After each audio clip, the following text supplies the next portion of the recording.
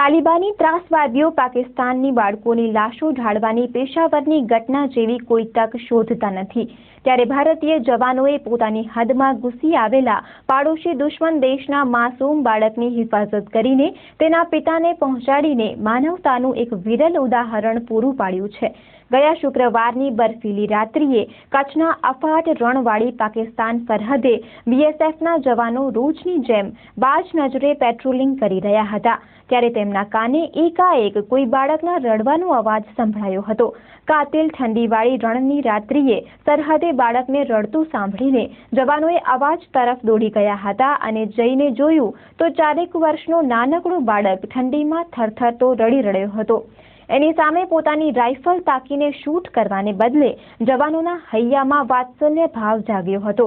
Border pillar 1115S2 અને 1116ની વચ્ચે મળેલા આ બાળકને બીએસએફ ભુજના પેટ્રોલિંગ કમાન્ડરે તેડી લીધો હતો અને તેને સરહદની ચોકીમાં લાવ્યા અને તેને રડતો શાંત કરીને દૂધ અને બિસ્કિટ ખવડાવ્યા બાદમાં તેની વહાલપૂર્વક પૂછપરછ કરીને રાત્રે ચોકીના રૂમમાં સુવડાવ્યો હતો। સવારે એને નવડાવીને દૂધ બિસ્કિટનો નાસ્તો કરાવ્યો। રણની કડકડતી ઠંડીમાં આ બાળક સરહદ ઓળંગીને કેવી રીતે ભારતીય હદમાં પહોંચ્યો તેની તપાસ શરૂ કરાઈ હતી। 4 વર્ષના એ બાળકે પોતાનું નામ અલી ગૌહર હોવાનું જણાવ્યું હતું।